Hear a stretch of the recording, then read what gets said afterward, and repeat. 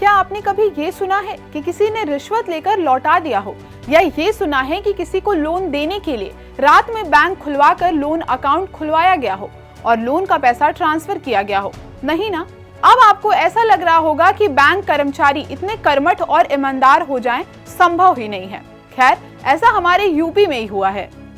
क्या है पूरा मामला, आइए समझते हैं। दरअसल बीते 16 सितंबर को यूपी के लोक भवन में विश्वकर्मा श्रम सम्मान योजना कार्यक्रम में लखनऊ की नीरू तिवारी को आमंत्रित किया गया था।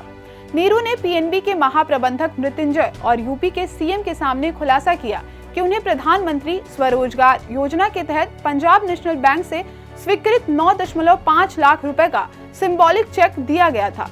इस चेक के बेसिस पर नीरू जब बैंक में लोन लेने गई, तब पता चला कि ये सिंबॉलिक चेक कागज का एकमात्र टुकड़ा था।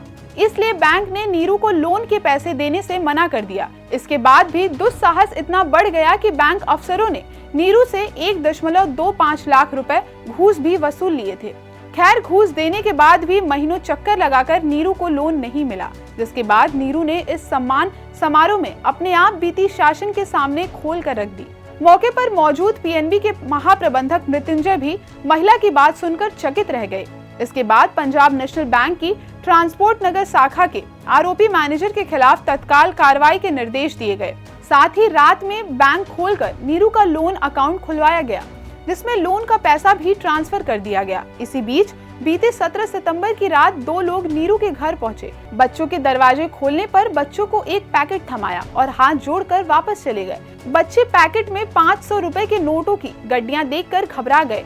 नीरू के वापस आने पर जब रुपयों की गिनती की गई तो वो पूरे 1.25 लाख रुपए ही थे। लगे हाथ आपको बता दें कि यूपी विश्वकर्मा श्रम सम्मान योजना के तहत यूपी में स्थायी रूप से रहने वाले पारंपरिक कारीगर और दस्तकार जैसे ही दर्जी, बढ़ाई, नाई, सुनार, लोहार, कुम्हार, मोची, हलवाई और टोकरी बनाने वाले लोगों को छोटा व्यवसाय करने के लिए कम से कम 10,000 और ज्यादा से ज्यादा 10 लाख तक की सहायता सरकार की ओर से दी जाती है।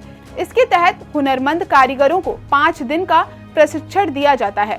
साथ ही उन्हें उनके ट्रेंड से संबंधित टूल किट भी मुहैया कराया जाता है। खास बात यह है कि इस योजना का लाभ 28 साल से अधिक उम्र के सभी वर्ग के लोगों को मिलेगा।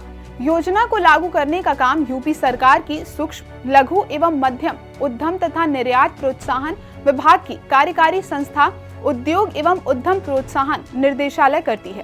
खैर, इस पूरे मुद्दे पर आपकी क्या राय है, हमें कमेंट बॉक्स में जरूर बताएं। साथ ही ये भी बताएं कि प्रधानमंत्री स्वरोजगार योजना कब शुरू की गई थी।